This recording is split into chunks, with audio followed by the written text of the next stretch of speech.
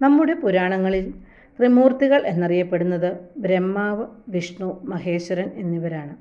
ഇതിൽ ബ്രഹ്മാവ് സൃഷ്ടികർത്താവും വിഷ്ണു ഭഗവാൻ ധർമ്മത്തെ സംരക്ഷിച്ച് ഭൂമിയെ സംരക്ഷിക്കുന്ന ദേവനും സംഹാരദേവനായി മഹാദേവനും പ്രപഞ്ചത്തിൽ നിലകൊള്ളുന്നു. ഓരോ യുഗത്തിൻ്റെ അവസാനത്തിലും അധർമ്മത്തെ നശിപ്പിച്ച് ധർമ്മത്തെ സൃഷ്ടിക്കുന്നതിനായി വിഷ്ണു ഭഗവാൻ ഓരോ അവതാരങ്ങൾ കൈക്കൊള്ളാറുണ്ട്. ഇതുവരെ വിഷ്ണു ഭഗവാൻ 23 അവതാരങ്ങൾ എടുത്തു കഴിഞ്ഞു. 24ാം അവതാരമായ കൽക്കി കലിയുഗത്തിൻ്റെ അവസാനം ഉണ്ടാകും. പൂർണ്ണ അവതാരങ്ങളായ 10 അവതാരങ്ങൾ നമുക്കറിയാം. അത് ഏതൊക്കെയാണെന്ന് നമുക്കൊന്ന് നോക്കാം. മത്സ്യം, കൂർമ്മം, വരാഹം, നരസിംഹം, വാമനൻ, പരശുരാമൻ, ശ്രീരാമൻ, ബലരാമൻ, ശ്രീകൃഷ്ണൻ, കൽക്കി. ഈ 10 അവതാരങ്ങളെ കൂടാണ്ട് 14 അംശ അവതാരങ്ങൾ കൂടി വിഷ്ണു ഭഗവാൻ കൈക്കൊണ്ടിട്ടുണ്ട്. അവയെക്കുറിച്ചുകൂടി നാം മനസ്സിലാക്കേണ്ടതുണ്ട്. ഈ 10 അവതാരങ്ങളെ നമുക്ക് അറിയാമെങ്കിലും മറ്റുള്ള 14 അംശാവതാരങ്ങൾ ഏതൊക്കെയാണെന്ന് നോക്കാം.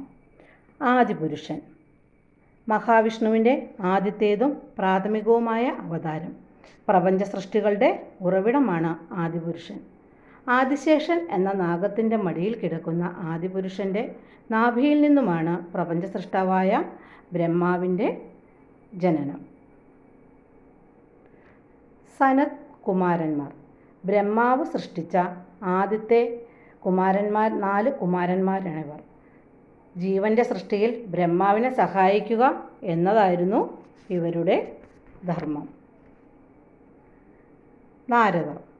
ദേവന്മാരുടെ സന്ദേശവാഹകനായി നിമിഷ നേരം കൊണ്ട് പ്രപഞ്ചം മുഴുവൻ സഞ്ചരിക്കുന്ന മഹാമുനിയാണ് അദ്ദേഹം. നരനാരായണന്മാർ.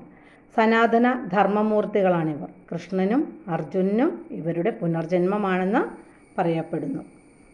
കപിലൻ. സംഖ്യാദർശന സൂത്രങ്ങളുടെ ഉപജ്ഞാതാവാണ് ഇദ്ദേഹം. ദത്താത്രേയൻ. അത്രി മഹർഷിക്ക് അനസൂയയിൽ ജനിച്ച പുത്രനാണ് ഇദ്ദേഹം. ത്രിമൂർത്തികളുടെ സംഗമ അവതാരമാണിത്. യജ്ഞൻ.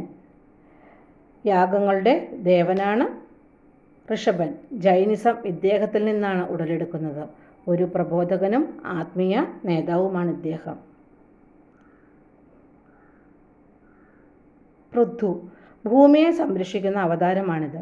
ദൈവിക ശക്തിയുള്ള ഭൂമിയിലെ ആദ്യ രാജാവാണ് ഇദ്ദേഹം. ധന്വന്തരി. ആയുസ്സിൻ്റെയും ആയുർവേദത്തിൻ്റെയും അവതാരമാണ്. സമുദ്രമഥനം നടത്തിയ സമയത്ത് അമൃത കലശവുമായി ഉയർന്നു വന്നതാണ് ധന്വന്തരി ഭഗവാൻ. മോഹിനി. പാലാഴി മഥനത്തിന് ശേഷം അമൃതകുംഭവുമായി കടന്നു കളഞ്ഞ അസുരന്മാരിൽ നിന്നും അമൃത് തിരിച്ചു പിടിക്കുന്നതിനായി മഹാവിഷ്ണു സ്വീകരിച്ച സ്ത്രീ രൂപമാണ് മോഹിനി. ഹയഗ്രീവൻ. കുതിരയുടെ ശിരസും മനുഷ്യൻ്റെ രൂപവുമുള്ള അവതാരം. ജ്ഞാനത്തിൻ്റെയും അറിവിൻ്റെയും അവതാരം കൂടിയാണ് ഇദ്ദേഹം. വേദവ്യാസൻ. മഹാഭാരതത്തിൻ്റെ ഉപജ്ഞാതാവാണ് വ്യാസൻ. ഇത്രയുമാണ് വിഷ്ണു ഭഗവാന്റെ അവതാരങ്ങളും അംശ അവതാരങ്ങളും.